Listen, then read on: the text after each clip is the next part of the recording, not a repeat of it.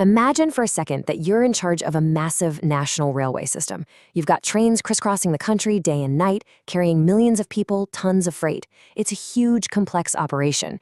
But behind the steel wheels and the endless tracks, there's an even more complex machine: the people, the workforce. And let me tell you, managing that machine, well, that's one of the biggest challenges you can face. I mean, seriously, how do you manage a workforce of over 1 million people? How do you make sure that this gigantic, sprawling system has exactly the right people with the right skills in the right place at the right time? It's not just a giant logic puzzle. It's absolutely essential for keeping the country moving. And the answer: it all comes down to something called manpower planning. So, what is manpower planning officially? Well, think of it as the master strategy for your people. It's all about looking ahead, predicting what you're going to need, and making sure your workforce has the skills to not just get the job done today, but to crush your goals for years to come. All right, so here's our game plan for this explainer.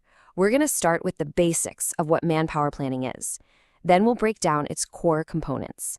After that, we'll see it in action with a massive real-world case study. Then we'll get into the data with something called the manpower ratio. And finally, we'll connect all the dots with the efficiency equation. Okay, let's get right to the heart of it.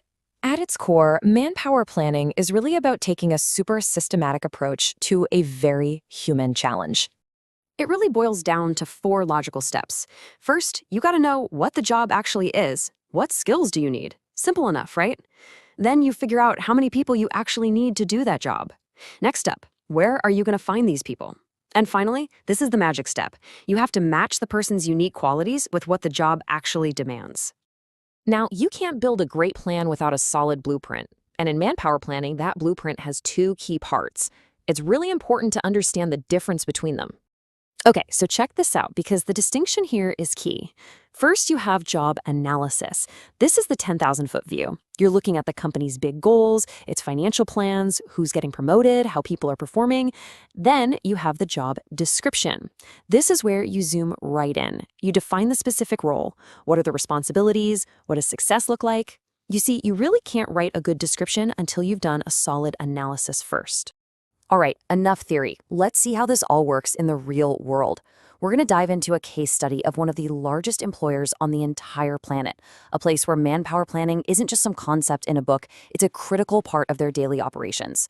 And to really get a sense of the scale here, just think about this. This organization is so huge, it runs its own dedicated training institutes. The logo you're looking at is for one of them. These places aren't just for new hires. They're the engine room of the whole manpower strategy, constantly retraining and upskilling the workforce for new technology and new challenges. And this is where you see just how complicated it gets.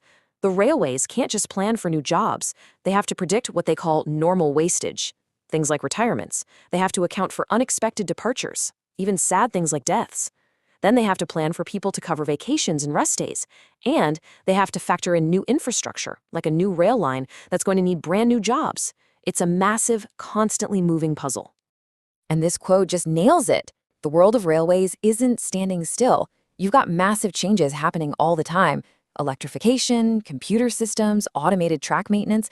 The skills needed are always evolving. Without a systematic plan, an organization this big just can't keep up. It would get left behind. So at the end of the day, the goal is really twofold. First, you get the absolute most out of the people you already have. That means finding where you have extra staff and moving them to where they're needed most, usually after some retraining. And then, only after you've maximized what you've got, you figure out exactly who else you need to bring on board. But how do you actually know if all this planning is working? Well, you measure it. And that brings us to something called the manpower ratio, which is a really important number for understanding how efficient an organization is. The Indian Railways is so big, they break their data down by the size of the division. So first up, let's look at the giants. These are the massive divisions with over 18,000 employees each. So looking at the data, the average across these huge divisions is about 9.65 personnel staff for every 1,000 employees. But now, look at the top performer, Prayagraj. They're operating with just 3.86. That is an incredible difference in efficiency. They're doing the same HR work with less than half the people. At the same time, you've got 11 divisions that are above that average, which immediately tells you where there might be some room to improve. Okay, now let's switch gears and see how things look in the smaller divisions, the ones with fewer than 18,000 staff. Now, what's really interesting here is that the average is actually higher for these smaller divisions, almost 11 personnel staff per thousand. The best performer, Rotlum, is at 6.6. But look at this, a full 21 divisions are operating above the average. You can see how valuable this data is, right? It helps management see exactly where the inefficiencies are, and more importantly, where they can learn from top performers like Prayagraj and Rotlum. So, we've walked through the theory, the real-world application, and the hard numbers. Let's bring it all home and answer the big question. Why does any of this matter? Here are the big takeaways. For any large organization, this kind of systematic planning isn't just nice to have, it's absolutely essential. It gives you a clear way to find extra staff and move them where they're needed. It proves how important training is for boosting skills and productivity.